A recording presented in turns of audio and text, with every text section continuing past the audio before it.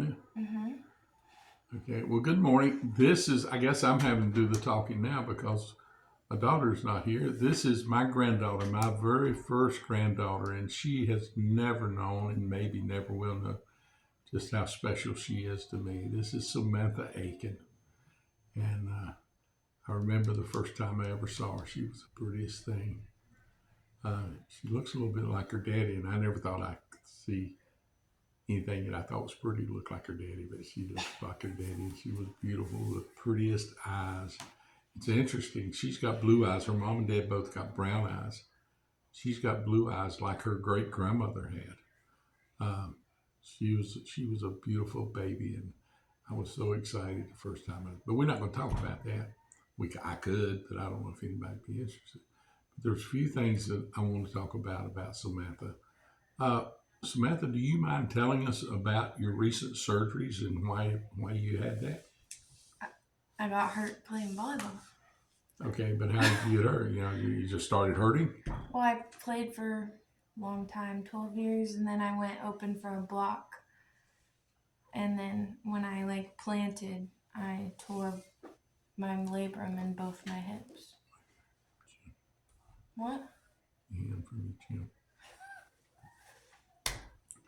And you tore both of them Mm-hmm. at the same time, simultaneously. Yep, same moment. Well, now, did you do that as you lunged upward or as you hit the ground? Did my open plant step, and when I planted, so I was kind of going down, prepping for my So, next two steps.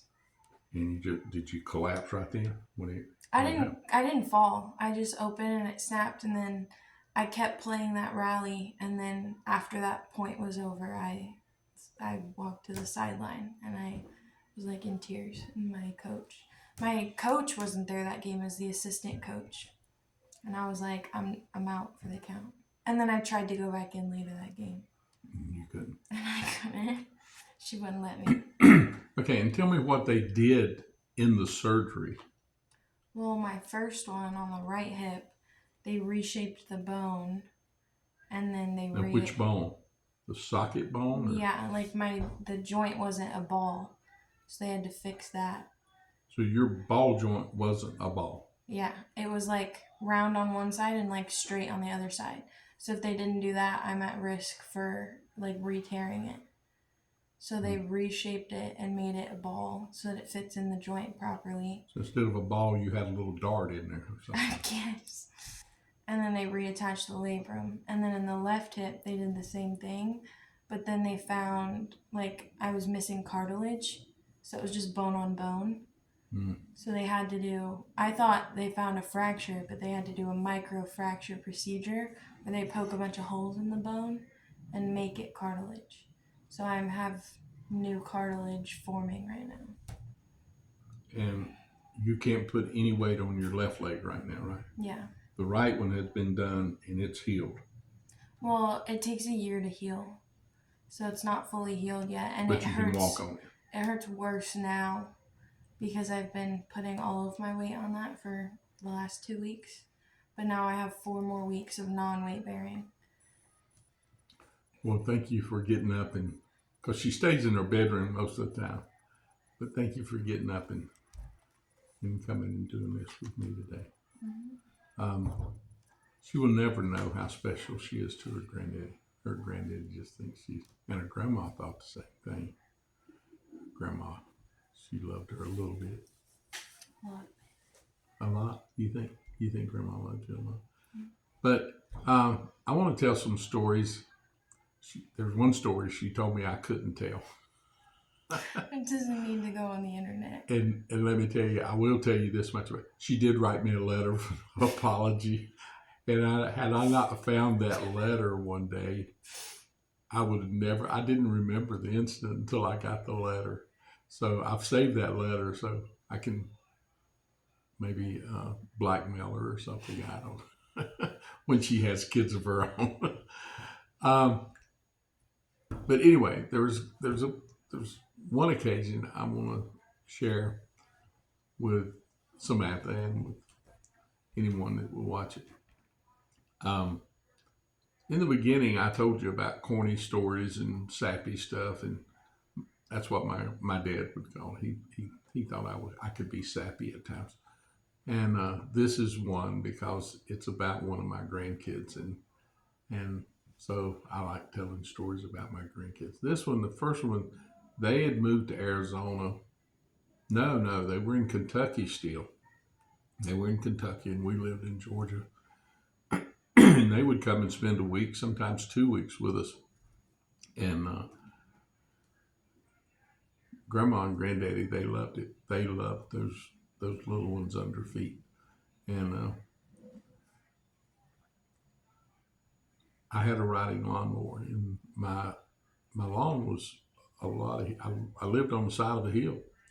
Front yard went down to the street and flattened out a little bit around the house, and then there was a bank up behind the house, and we had to go up there to mow.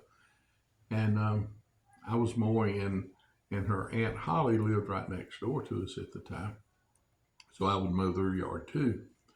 And I was mowing the yard one day, and Samantha wanted to ride on the lawnmower with Granddaddy, and Granddaddy liked that too.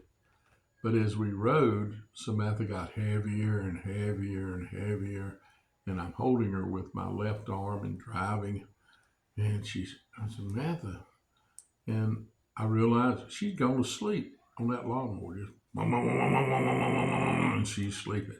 So I come around to the back door and I yelled. I said, "Somebody come and get Samantha."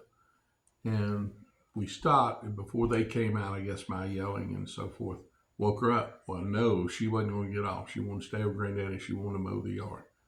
So I told her, I said, "Well, wait, see if she goes to sleep." So they sat on the back porch and waited, and we went around again. Time got around again, she was all asleep, just hanging on my arm. My arm was aching. So I stopped, didn't say anything. I don't remember if it was her mom or her grandma, one of them. Could have been her Aunt Holly. Uh, Somebody came to take her out of my arms. And before we could get her out of my arms, she woke up again. No, no. And she started pitching a little fit. So, okay, let's go. She never did. I had to finish mowing that yard with her hanging on my arm, asleep. And until I turned the mower off and got off the mower, she wouldn't get off that. And as painful as it was, it's one of my favorite memories of that pretty sweet, curly headed little blonde girl riding a lawnmower with her granddaddy, and I loved it. Um, Another one was, how old were you when we went Christmas shopping or went uh, Goodwill shopping that day? Do you remember? It's when we were in Gilbert, so like 10, 10. 11 Well, maybe. we I saved up a little bit of money, and I think she'd saved up a little bit of money, and her Aunt Jill gave her some money that morning. And she spent Friday night with us. And me and her grandma got up and we plotted out. We went all over the valley going to Goodwill stores. And I remember she bought a really pretty purse. It was a leather purse. It was kind of a light brown, pretty expensive purse originally, but it was a Goodwill. But she wanted that, so she got that. And she'd been looking at shoes, and she was high heel shoes. Now, Samantha, anytime you want to interrupt here and have any input, I would love it. But she kept looking at shoes and she kept looking around, but we got the purse, and I think maybe Grandma bought her something too. She didn't. She paid for the purse because the deal was she would buy what she wanted with her money. We wouldn't have to buy it for her. But I think Grandma bought her. I can't remember what it was. You guys were weak. I got what I wanted. That's true. The secret to it is they could have got a lot more, but they just didn't try. It used to bother me that my grandkids wouldn't try to get it out of me. But anyway, I remember we stopped at Kentucky Fried Chicken, and she could get what she wanted. Granddaddy was paying for that. Grandmother, Granddaddy won. And I remember she ordered what we thought was a lot for a little girl. And she didn't eat it all, but we boxed it up, and I guess she brought it home with her. But we had fun at Kentucky Fried Chicken. I believe it was over on Baseline even. I think I passed that Kentucky Fried Chicken once in a while. Uh, but anyway, we ate Kentucky Fried Chicken, and then we kept shopping. And we were almost back to her house. I think it was the very last place we stopped. Was that where you bought the high heel shoes? I have no idea. Maybe. Um, but we stopped, and she found some high heel shoes that really matched the purse. And she told me, she said, I know my mom won't let me wear this, but I can wear them around the house anyway. So then as we get home, I was about a block away from her house, and she said, Granddaddy, stop and let me, I want to go home by myself or something like that. You remember how that happened? I have no idea. But anyway, I stopped, I let her out of the car, and we watched her till she got in the house. And those high heel shoes, I remember, wasn't too well received by her mom. And I felt bad about that because I let her get them. She wanted them, and I let her get them. It was her money, so. But anyway, that was a fun day for me and for Grandma. And as long as Grandma lived, we talked about that Saturday. Uh, and me, her grandma, and just Samantha. She didn't have to share us with anybody else. It was just, we both were focused on her. And that was fun. The last thing that I want to talk about is her volleyball career. I remember at a young age, she came when we were living in Georgia. She came, and her mom had signed her up to play or to go to a Emory, University of Emory, Emory University volleyball camp. So we took her over there, and it was a day camp. So we stayed, and she was young. She was very young, and she said that you don't think that was the first camp you ever went to? Well, I think I started playing volleyball by then. I don't know. I started playing volleyball in 7th grade. Well, I got cut from the team and I started club. I remember when she come to that camp, it was like she didn't even recognize the volleyball. I mean, she was all over the place chasing it, but she wouldn't give up. She was determined to learn that game, and we would sit there and be embarrassed for her because she'd kick the ball around and have to go chase it, and she'd keep missing and keep missing. But then I don't know. Did you come back the next year to Emory, or did you skip a year? I think I came every other year. Well, the next time she came, it looked like a different person out there. Really, she had improved so much. But as time went by, she went into high school, and she made the high school volleyball team, and it was her junior year. And I think I can say this. I think she would agree. I hope it doesn't hurt her feelings. Samantha's not an athlete, but she was a exceptional volleyball player. She played the front line, and her serving. I remember the first time she ever tried to serve a ball at the volleyball camp. It was.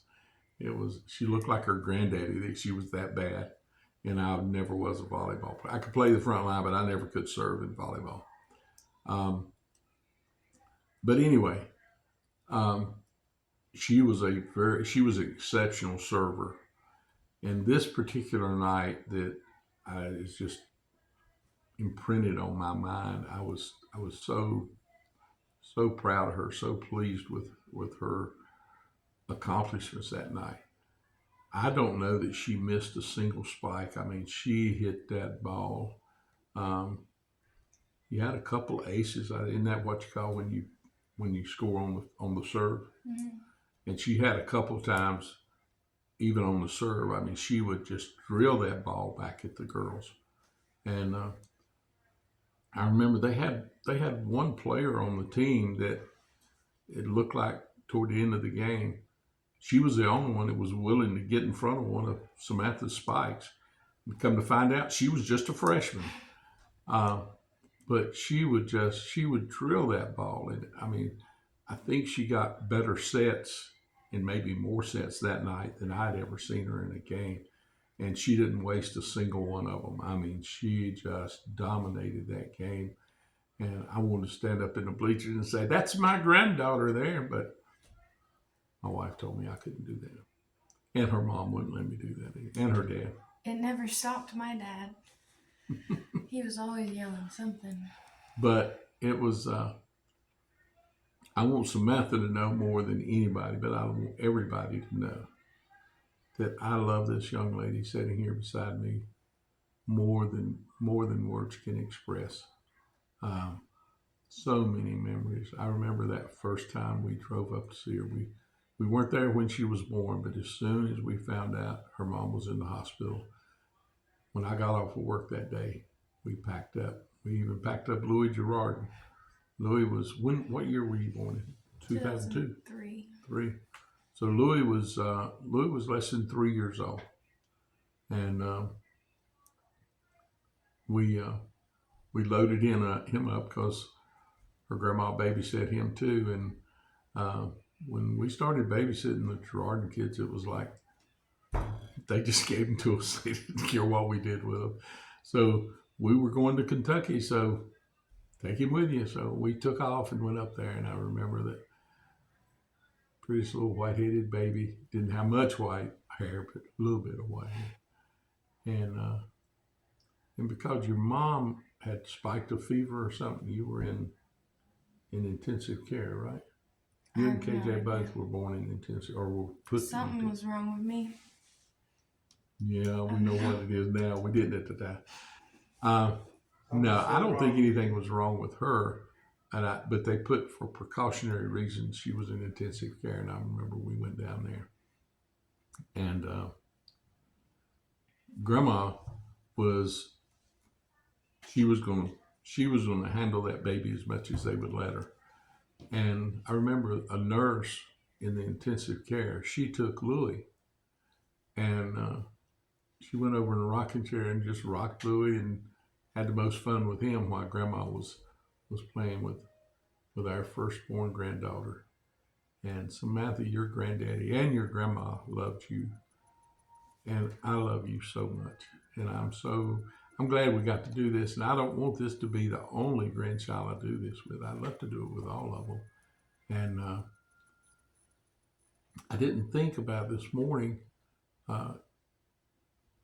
Have you read enough of my poems? Do you have a favorite poem that I've ever written?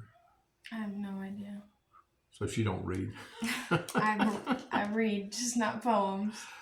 But maybe it was a reason I didn't come up with a poem for her. But that might be because she don't read them.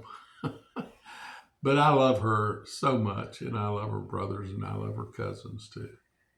And let me hear from you. Let me please comment. Please like and subscribe.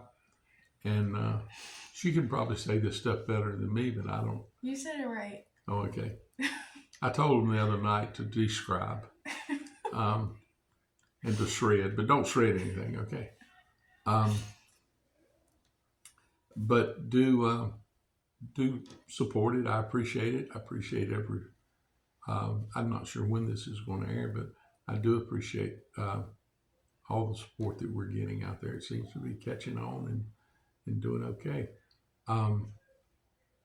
And thank you for watching. And I want you to be pretty and do the things you're supposed to do to keep me coming. Okay? Y'all be pretty, and goodbye.